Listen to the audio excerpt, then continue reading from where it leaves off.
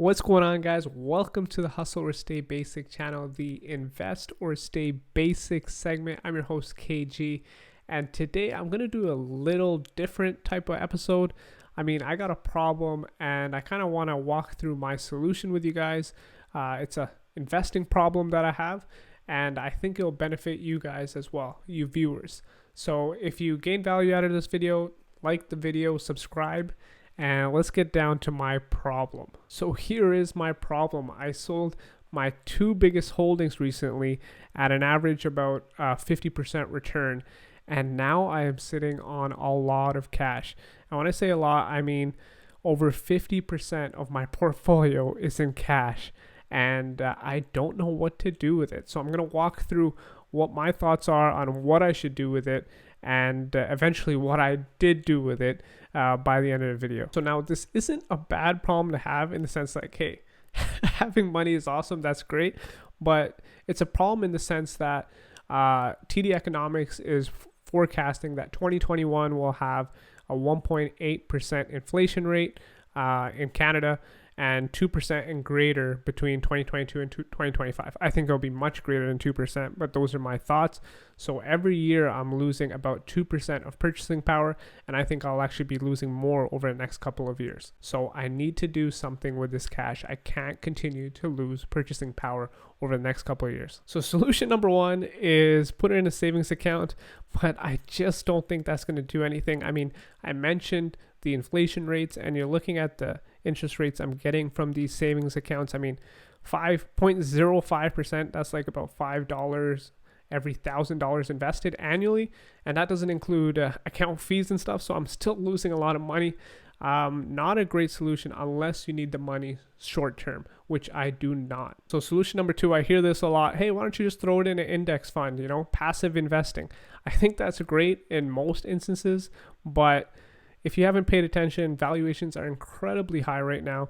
And I have this metric here, the Shiller PE ratio, a valuation measure usually applied to the US S&P 500 equity market, is defined as the price divided by the average of 10 years of earnings. So clearly you can see we're almost at the dot-com bubble for the Shiller PE ratio. So we are, valuations are incredibly high. Throwing it into an index fund, to me at least, seems like more downside than upside. And I am a long-term investor, so I do understand the value of throwing money in an index fund over the long term, but right now it just does not seem like the right time for me. So solution number three, which is what I'm going to do, is buy a safe, high-yielding dividend stock for guaranteed returns.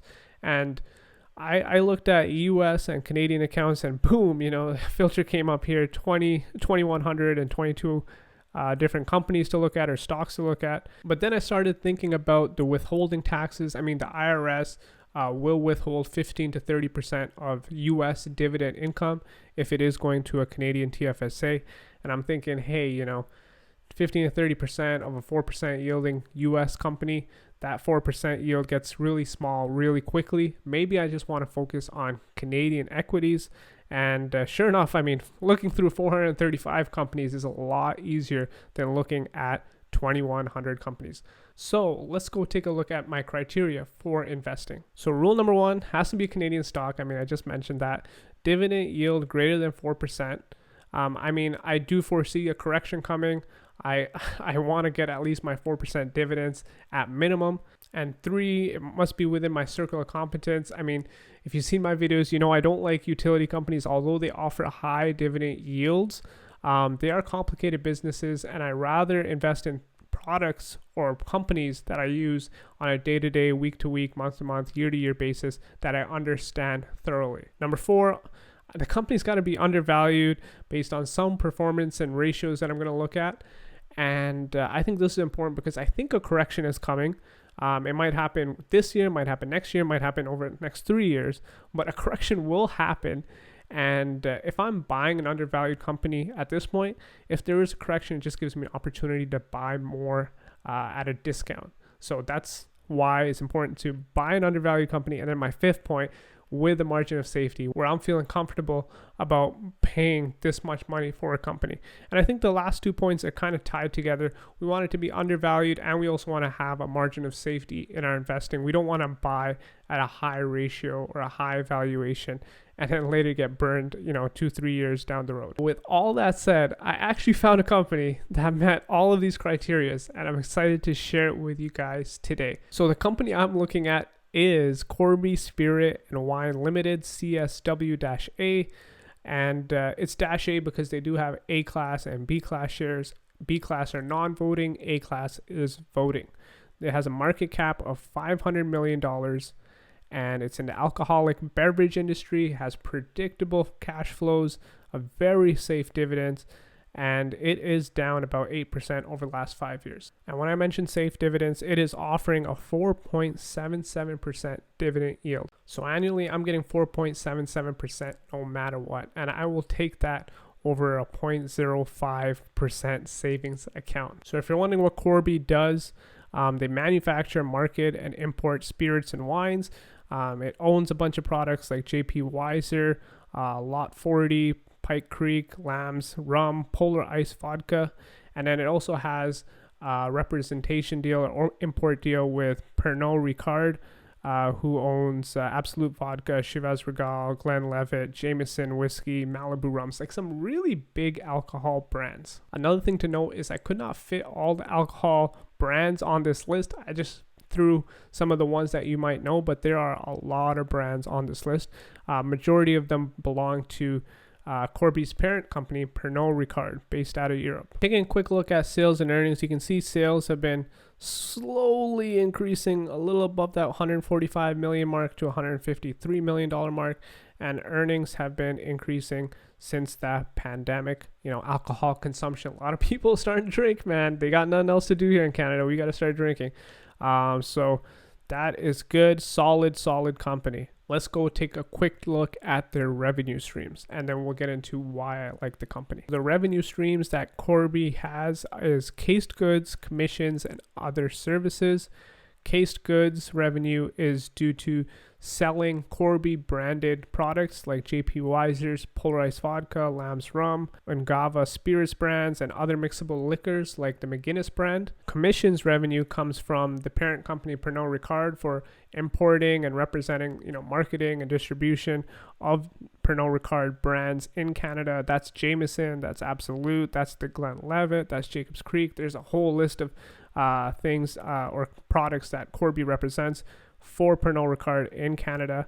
And other services is incidental revenue that's aside from the core business activities such as logistical fees and from time to time bulk whiskey sales. Two key things I would say to take away here is the majority of Corby's revenue comes from the brands they own like J.P. Weiser's and Lamb's Rum and Ungava Spirits, and commissions come from these brands and more Pernod Ricard brands through a contract. I couldn't really find what the commission rate was, but I do know that they did just sign a 5-year contract that extends all the way up to 2026 and up to 2029 with Pernod Ricard in Canada. So they will be the importers and distributors and marketers of these brands in Canada, which is awesome. And I can only see that commission number go up over the next 5 years. All right, now to the exciting part, why I like this stock. So when you're looking at dividend yielding companies, you want to look at their cash flow, their operating cash flow, the cash it generates from operating its business. And a great ratio to look at is price to cash flow, which is the price per share or the market cap divided by operating cash flow, or the price per share divided by the operating cash flow per share.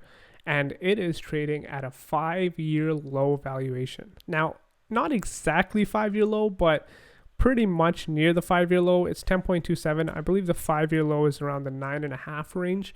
But you can look at this 5-year trend, and it has never looked juicier or better to get in Corby. Using that pre-COVID price to cash flow ratio, or even the average price to cash flow ratio over the last 5 years, I mean, I think the valuation of this company is about $24 a share, and that's a 36% upside. I mean, I'll take that and the almost 5% dividend yield in a second. Another reason why I like this company is its balance sheet is mint.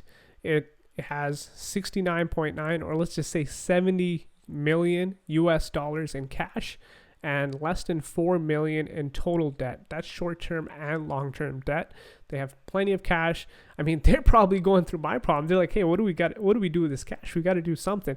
And listen to one of their calls. The CEO, Nicholas Krantz, mentions that they will be looking at acquisitions to grow their brand. So I think that's awesome as well. I mean, if they are to acquire another brand, a well-known brand, the share price should appreciate as well. The third reason why I like this stock is it has really low volatility. I mean, companies between 0 and 1, you can read this here. Companies that are less volatile than the market have a beta of less than 1, but more than 0.